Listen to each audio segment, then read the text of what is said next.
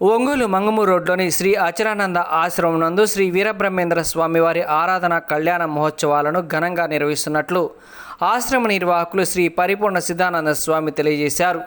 17వ తేదీ శుక్రవారం ఉదయం శ్రీ వీరబ్రహ్మేంద్ర స్వామివారి ఆరాధన అనంతరం వీరబ్రహ్మేంద్ర విశ్వశాంతి మహాయజ్ఞము నిర్వహించబడుతుందని తెలిపారు.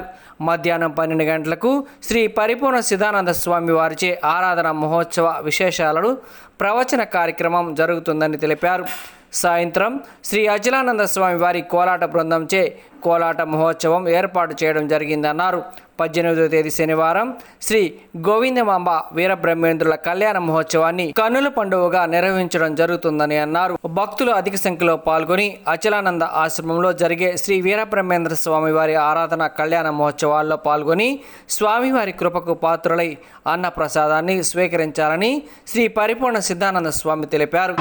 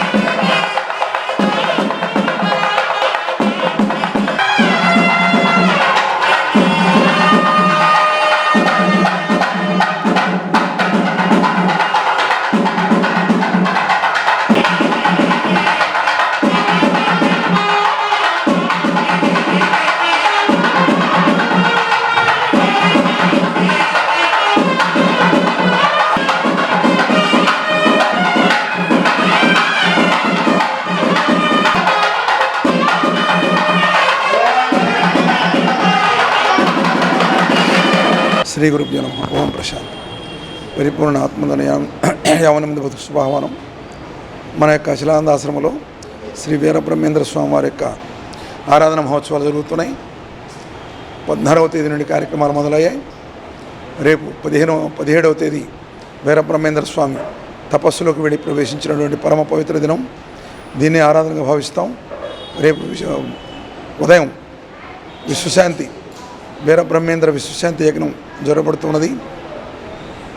భక్తులంతా విచ్చేసి ఈ యజ్ఞాన్ని తిలకించి యజ్ఞం వలన వర్షాలు కురుస్తాయి, వర్షాల వలన పంటలు పండుతాయి, పంటల వలన సర్వజీవులు రక్షించబడతాయి. కాబట్టి ఈ యజ్ఞం చూసిన వాళ్ళకి, ఆ మంత్రాలు విన్న వాళ్ళకి, దర్శించిన వాళ్ళకి అందరూ కూడా యజ్ఞం చేసుకున్నంత ఫలితం వస్తుంది. కాబట్టి అందరూ యజ్ఞంలో పాల్గొనండి. తదుపరి వీరబ్రహ్మేంద్ర స్వామి ఆరాధన విశేషాల గురించి ప్రవచనం ఉంటుంది. తదుపరి అన్నప్రసాద వితరణ ఉంటుంది. 12:30 గంటలకు అందరికీ అన్నదానం ఉన్నది. అందరూ ఇచ్చేయవలసిందిగా మనవి. 18వ తేదీ వీరబ్రహ్మేంద్ర స్వామి వారి యొక్క కళ్యాణం, గోవిందమాంబ వీరబ్రహ్మేంద్ర శాంతి కళ్యాణం జరుగుతుంది. భగవంతుని కళ్యాణం ఎందుకు చేస్తామంటే ఆ కళ్యాణం వలన అంతా మంగళప్రదంగా ఉండాలని, సస్యరక్షణ, జీవరక్షణ ఇవన్నీ జరిగి వర్షాలు సకాలంలో పడటం, పంటలు పండటం, ఆరోగ్యాలు బాగుండటం, ఐశ్వర్యాలు ఉండటం, ఈతి బాధలు లేకుండా ఉండటం, సామాజికంగా, రాజకీయంగా, ఆర్థికంగా అన్ని విధాల ప్రజలకు అనుకూలమైనటువంటి వాతావరణాలు ఏర్పడటం, పాలకులు క్షేమంగా ఉండటం, పాలితులైనటువంటి ప్రజలు క్షేమంగా ఉండటం, సర్వజీవులు క్షేమంగా ఉండటం, దీనికోసం మనం భగవంతుని కళ్యాణం చేస్తాం. ఈ కళ్యాణం తిలకించినటువంటి వారికి అద్భుతమైనటువంటి ఫలితాలు వస్తాయి.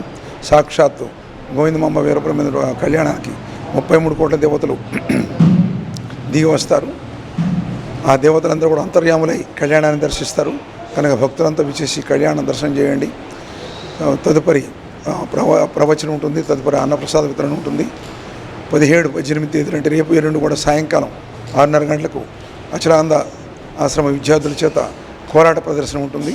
కాబట్టి కార్యక్రమాలను పాల్గొని ప్రజలందరూ గోవిందమాంబ వీరబ్రహ్మేంద్రుల యొక్క దివ్యానుగ్రహమునకు, అచలానంద స్వామి వారి దివ్యాశీస్సులు పొందవలసిందిగా తెలియజేస్తున్నాం. శ్రీ గురుభ్యో నమః. ఓం ప్రశాంత్.